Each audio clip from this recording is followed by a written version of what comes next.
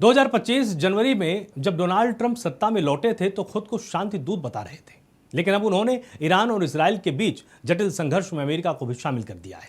लेकिन पद पर तो आ गए, लेकिन पद संभालने के बाद से ट्रंप मध्य पूर्व में शांति लाने में सफल नहीं हुए। लेकिन ईरान पर अमेरिकी हमले के सिर्फ 2 घंटे बाद उन्होंने व्हाइट हाउस से राष्ट्र को संबोधित करते हुए इस अभियान को एक शानदार सफलता बता दिया है। जानते हैं ईरान पर हमला करके ट्रंप ने खेला है कौन सा दांव।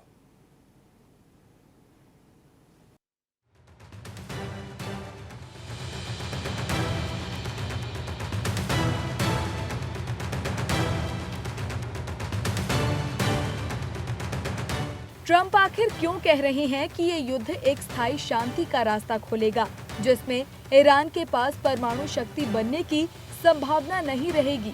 इसमें ट्रंप को क्या फायदा मिलने वाला है?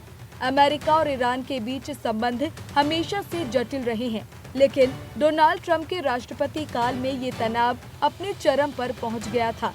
JCPOA ईरान परमाणु समझौता से अमेरिका के हटने, ईरान पर कड़े प्रतिबंध लगाने और ईरानी जनरल कासिम सुलेमानी की हत्या जैसे कदमों ने क्षेत्र में आग लगा दी थी।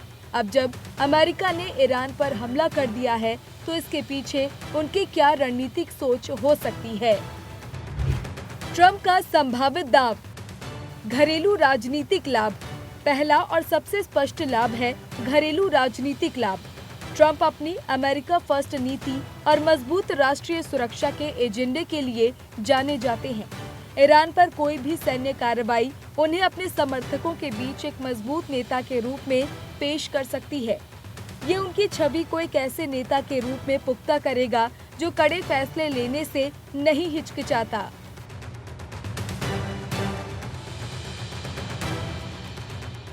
ईरान के परमाणु कार्यक्रम को रोकना। ट्रंप का दूसरा दांव ईरान के परमाणु कार्यक्रम को रोकना है। ट्रंप प्रशासन लगातार ईरान को परमाणु हथियार बनाने से रोकने पर जोर देता रहा है।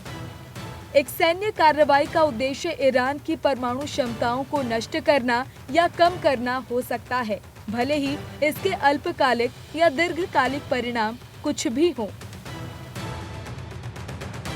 क्षेत्रीय शक्ति का संतुलन। ट्रंप का तीसरा अहम दांव क्षेत्रीय शक्ति संतुलन को फिर से परिभाषित करना है।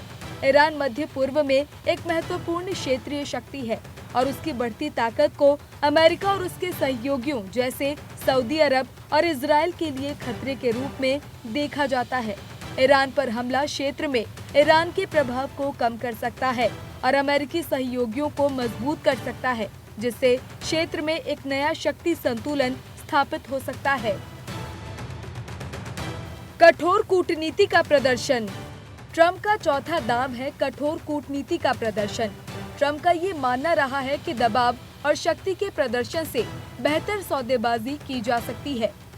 ईरान पर हमला अगर सीमित या लक्षित होता है, तो इसे बातचीत की मेज पर ईरान को लाने और अधिक अनुकूल शर्तों पर बातचीत करने के लिए एक दबाव उपकरण के रूप में इस्तेमाल किया जा सकता है।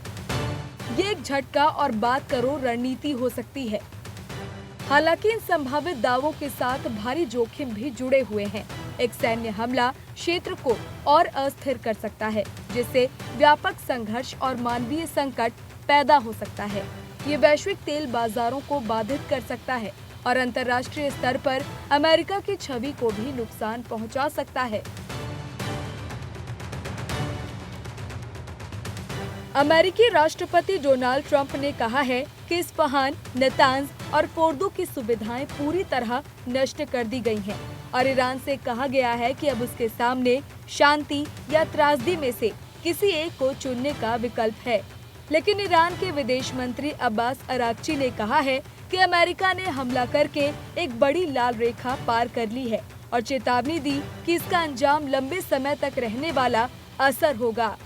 बहरहाल अगर ये युद्ध नहीं रुका तो ये युद्ध विश्व युद्ध की तरफ बढ़ता हुआ नजर आ रहा है और इसका खामियाजा पूरी दुनिया को भुगतना पड़ेगा।